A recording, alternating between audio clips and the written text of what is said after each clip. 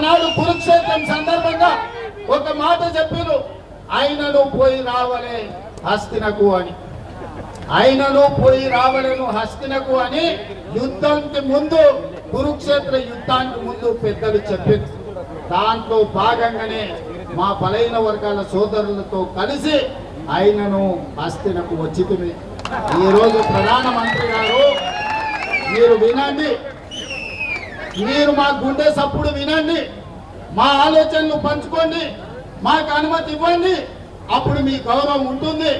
అదే తెలంగాణకు మిమ్మల్ని పిలిచి పార్టీలకు అతీతంగా 10 లక్షల మందితో బహిరంగ సభ ఏర్పాటు చేసి ప్రధానమంత్రిగా మిమ్మల్ని సన్మానించే బాధ్యత నేను తీసుకుంటా. మా రాష్ట్రంలో మాకు అనుమతి ఇవ్వండి, మేము సిద్ధంగా ఉన్నాం అమలు చేయడానికి. చట్టం అధికారం నీ చేతుల్లో ఉంది కదని మా మీద ఆధిపత్యం చెలాయించాలని ఆలోచన చేయకు. మా మీద ఆధిపత్యం చెలాయించాలనుకుంటే నిజాంలకు రజాకర్లకు ఏ గతి పట్టిందో మీరు చూసారు. ఉమ్మడి రాష్ట్రంలో ఏం జరిగిందో మీరు చూసారు. తెలంగాణ రాష్ట్రంలో గడీల నుంచి పరిపాలన అందించాల్సిన వాళ్ళు ఇవాళ ఎక్కడున్నాడో చూసారు. ఇవాళ ఢిల్లీలో గద్దె మీద ఉన్నామని మీరు అనుకుంటూ రావాలి. మళ్ళీ మా గల్లీలోకి మీరు, మీ వాళ్ళు మా గల్లీలోకి రావాలి. మీరు ఎప్పుడు ఢిల్లీలో ఉన్నారు, మళ్ళా రావాలి.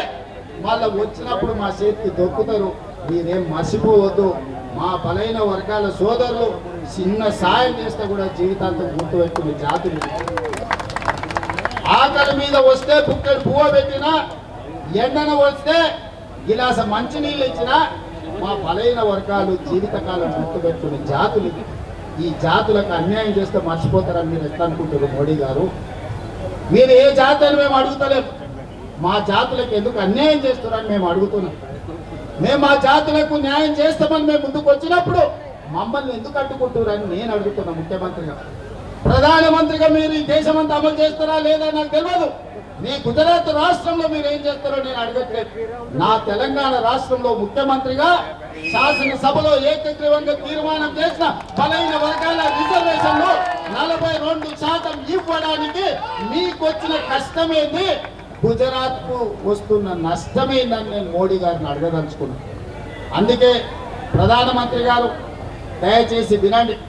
మీరు చట్టసభలల్లో మెజారిటీ లేకపోయినా ట్రిపుల్ తలాక్ తెచ్చారు, 370 ఆర్టికల్ తెచ్చారు, సిటిజన్ అమెండ్మెంట్ యాక్ట్ తెచ్చారు, రైతు వ్యతిరేక నల్ల చట్టాలు తీసుకొచ్చారు. ఇవాళ వక్ఫ్ బిల్లు తెస్తున్నారు. మీకు బలం లేకపోయినా, ఇన్ని బిల్లులు మీకు బలం లేకపోయినా, ఇన్ని రాజకీయ పార్టీలు మిమ్మల్ని వ్యతిరేకించినా మీరు అవన్నీ చట్టాలు చేసి ప్రజల నెత్తి మీద రుద్దిరు. ఇవాళ కమ్యూనిస్టుల నుంచి కాంగ్రెస్ వరకు, ఎంఐఎం నుంచి బిఎస్పీ వరకు, ఈ రోజు సిపిఎం నుంచి సిపిఐ వరకు ప్రతి రాజకీయ పార్టీ అనుకూలంగా ఉన్నప్పుడు బలైన వర్గాల రిజర్వేషన్లు పెంచడానికి మీకు వచ్చిన బాధ ఏంటి అని నేను అడుగుతున్న మోడీ గారు. ఇవాళ అన్ని రాజకీయ పార్టీలు మీకు అండగా నిలబడడానికి, మీకు ఆ సంగతి అర్థం కావడానికి చట్ట సభలలో మీరు అనుమతి లేకపోతే జంతర్ మంతర్ చౌరస్తాలో 15-16 పార్టీలు ఈ రోజు ఈ వేదిక మీద నుంచి మేము అనుకూలమని చెప్పింది.